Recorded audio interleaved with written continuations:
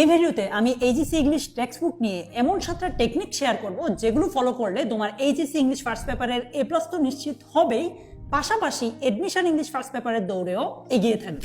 Number 1, তোমার HSC English first paper যে বইটা আছে শুরু থেকেই এটাকে সবচেয়ে বেশি প্রায়োরিটি দেওয়া উচিত। বিশেষ করে তোমাদের যাদের স্বপ্ন শুধু এইচএসসি তে এ প্লাস পাওয়ার মধ্যেই সীমাবদ্ধ নয়, বরং ভালো কোনো একটা বিশ্ববিদ্যালয়ে চান্স পাওয়ার স্বপ্ন দেখছো। নাম্বার 2, তোমার শব্দ ভান্ডারকে টেক্সট বইয়ের ভোকাবুলারি দিয়ে সমৃদ্ধ করা।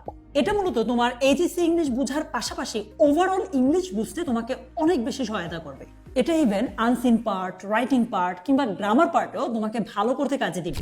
নাম্বার 3, আগে যে ভোকাবুলারিগুলো পড়েছো বা নিয়মিত যে ভোকাবুলারিগুলো পড়ছো এগুলো প্রতি সপ্তাহ অন্তর অন্তর রিভিশন দেওয়া।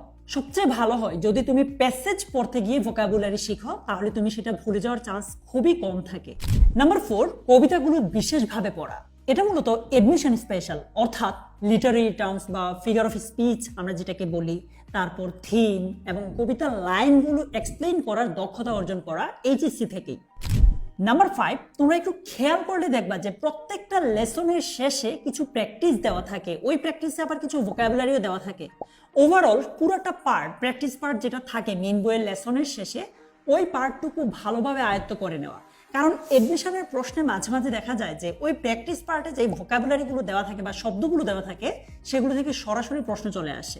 নাম্বার 6, পড়ার সময় একই লেসন থেকে আসা এইচএসসি এবং এডমিশনের প্রশ্নগুলো একেবারেই দেখে নেওয়া। অর্থাৎ মনে করো তুমি ইউনিট 2 এর লেসন 1 পড়ছো, তোমার প্রথম কাজ হবে লেসন 1 থেকে এইচএসসি তে এ পর্যন্ত যা যা প্রশ্ন আসছে সেগুলো সলভ করা, এবং সেকেন্ড কাজ হবে এটা থেকে যদি এডমিশনেও কোনো প্রশ্ন এসে থাকে সেগুলোও একবার প্র্যাকটিস করে নেওয়া। নাম্বার 7 এবং সর্বশেষ, যত বেশি সম্ভব বিগত বছরের প্রশ্ন সলভ করা এবং বেশি বেশি মডেল টেস্ট দেওয়া। আমার বিশ্বাস তুমি যদি এই 7টা টেকনিক ফলো করতে পারো তাহলে তুমি এইচএসসি তে এ প্লাস নিশ্চিত করতে পারবে ইনশাআল্লাহ। পাশাপাশি এইচএসসির জার্নিটাতেও তুমি অন্যদের থেকে কয়েক ধাপ এগিয়ে থাকবে। তোমার সাথে আমার দেখা হচ্ছে ইংলিশ সেকেন্ড পেপারের ভিডিওটাতে।